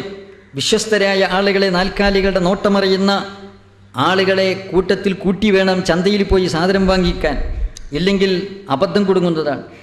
അപ്പോൾ അതുകൊണ്ട് ഈ രീതിയിലാണ് ഉലുഹിയത്ത് എന്ന് പറയുന്ന മൃഗം നമ്മൾ മനസ്സിലാക്കി. അതിൻ്റെ ഉപാധികൾ എന്തൊക്കെയാണ്? ഉപാധികൾ സലാമത്തുഹാമിൻ ഐബിൻ യങ്കുസുല്ലഹം, മാംസത്തിനെ ന്യൂനത വരുത്തുന്ന എല്ലാ ഐബിൽ നിന്നും രക്ഷപ്പെട്ടിരിക്കണം. മെലിഞ്ഞൊട്ടിയത് പറ്റില്ല. അതുപോലെ തന്നെ മജ്നൂനത്ത് എന്ന് പറയും, ചില മൃഗങ്ങളുണ്ട് വട്ടം കറങ്ങിയെന്ന് നടക്കും, തിന്നൂല, അങ്ങനെയുള്ള മൃഗം പറ്റുകയില്ല. അതുപോലെ തന്നെ ചെവി മുറിഞ്ഞത്, കാല് മുറിഞ്ഞത്, അതുപോലെ മൂക്ക് മുറിഞ്ഞത്, ഇതൊന്നും പറ്റുകയില്ല. മുടന്തുള്ള മൃഗം പറ്റുകയില്ല. കണ്ണിന് വെള്ളെടുത്തുള്ളത്, കണ്ണിന് കാഴ്ച കുറഞ്ഞ മൃഗം പറ്റുകയില്ല. അതുപോലെ രോഗമുള്ളത് പറ്റുകയില്ല. ഇതൊക്കെ പ്രത്യക്ഷമായ രീതിയിൽ, പ്രകടമായ രീതിയിൽ മാംസത്തിന് കുറവോ ന്യൂനതയോ വരുത്തുന്ന അളവിലുണ്ടെങ്കിൽ പറ്റുകയില്ല. അതേസമയം ചൊറിയോ വ്രണമോ ആണെങ്കിലോ അല്പം മതി. വല്ല വ്രണവുമുള്ള ചൊറിയുള്ള മൃഗമാണെങ്കിൽ അല്പമെങ്കിലും ഉണ്ടെങ്കിൽ അത് ഉലുഹിയത്തിന് പറ്റുകയില്ല. പിന്നെ കൊമ്പ് വേണോ വേണ്ടേ?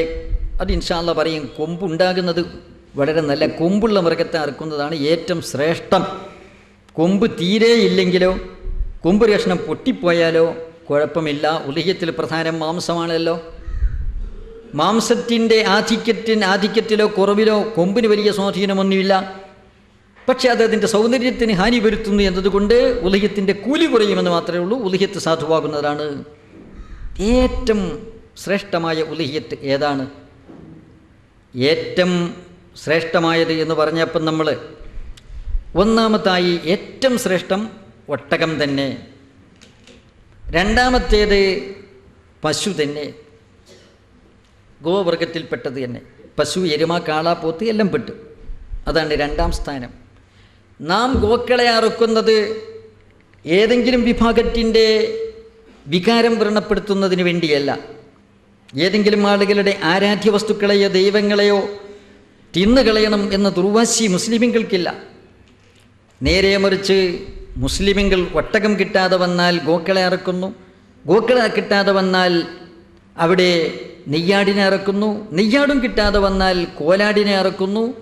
അത് അവരുടെ ബലികർമ്മം. ഏതെങ്കിലും ഒരു മൃഗത്തോട് വിവേചനമില്ല. എല്ലാ മൃഗങ്ങളും അല്ലാഹുവിൻ്റെ, എല്ലാ മൃഗം അല്ലാഹുവിൻ്റെ സൃഷ്ടി. ഏതെങ്കിലും മൃഗത്തിന് മാത്രം ദിവ്യത്വം കൽപ്പിക്കുന്ന സ്വഭാവം മുസ്ലിമുകൾക്കില്ലാത്തത് കൊണ്ട് അവർക്ക് എല്ലാം തുല്യമാണ്. ആരെങ്കിലും ആരാധിക്കുന്നു എന്നതുകൊണ്ടോ അവർ സമ്പൂജ്യമായി കാണുന്നു എന്നതുകൊണ്ടോ ഏതെങ്കിലും ഒരു വസ്തുവിൻ്റെ ഉപയോഗം നിർത്തിവെക്കാൻ സാധ്യമല്ല.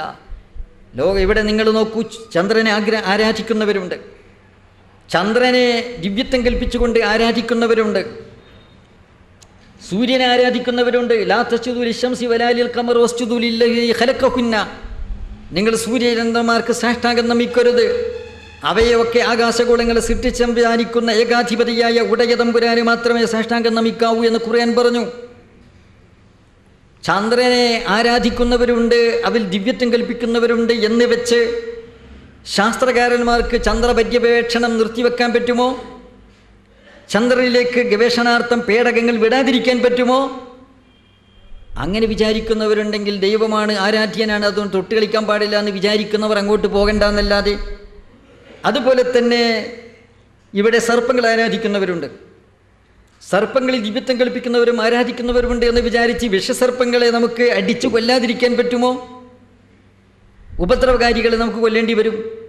അപ്പോൾ അതുകൊണ്ട് തന്നെ ആരുടെയും വികാരം വ്രണപ്പെടുത്തുന്നതിന് വേണ്ടിയല്ല. നമ്മളെ സംബന്ധിച്ചിടത്തോളം ഇതൊന്ന് ദൈവങ്ങളോ ദൈവവാഹനങ്ങളോ ദിവ്യത്വമുള്ളവയോ എല്ലാം പടച്ചതമ്പുരാൻ്റെ സൃഷ്ടികളും അടിമകളും മാത്രമാണ്. അത് എന്തിനു വേണ്ടി? അല്ലാഹുത്തആല മനുഷ്യന് വേണ്ടി പ്രപഞ്ചത്തിലെ പ്രാപഞ്ചിക വസ്തുക്കളൊക്കെ മനുഷ്യൻ്റെ ഗുണത്തിന് വേണ്ടി പടച്ചിരിക്കുന്നു, മനുഷ്യൻ്റെ അഭ്യുദയത്തിന് വേണ്ടി.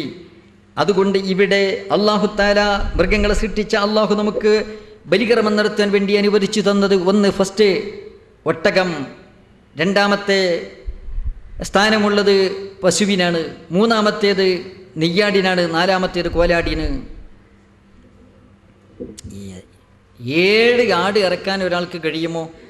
അതാണ് ഒരൊട്ടകത്തേക്കാൾ ഏറ്റവും ഉത്കൃഷ്ടമായിട്ടുള്ളത്. 7 ആട് ഇറക്കുക, ഇതാണ് അതിൻ്റെ മാക്സിമം. ഒരു ഉലുഹിയത്ത് അതിൻ്റെ പൂർണ്ണ രൂപം 7 ആടിനെ ഇറക്കുകയാണ്. 7 ആട് ഇറക്കാൻ കഴിയാതെ വന്നാൽ ഒരു ഒട്ടകം, അതിനും കഴിയാതെ വന്നാൽ ഒരു പശു, അതിനും കഴിയാതെ വന്നാൽ ഒരു നെയ്യാട്, അതിനും കഴിയാതെ വന്നാൽ ഒരു കോലാട്, അതിനും കഴിയാതെ വന്നാൽ ഒരു ഒട്ടകത്തിൻ്റെ 7-1 ഭാഗം, അതിനും കഴിയാതെ വന്നാൽ ഒരു പശുവിൻ്റെ 7-1 ഭാഗം. ഇങ്ങനെയാണുള്ളത്. വൃഷ്ണം മുടച്ച മൃഗത്തെ ഉലുഹിയത്തിറക്കാൻ പറ്റുമോ? യാതൊരു വിരോധവുമില്ല. ഗർഭിണിയെ ഉലുഹിയത്തിറക്കാൻ പറ്റുമോ? അത് പറ്റുകയില്ല.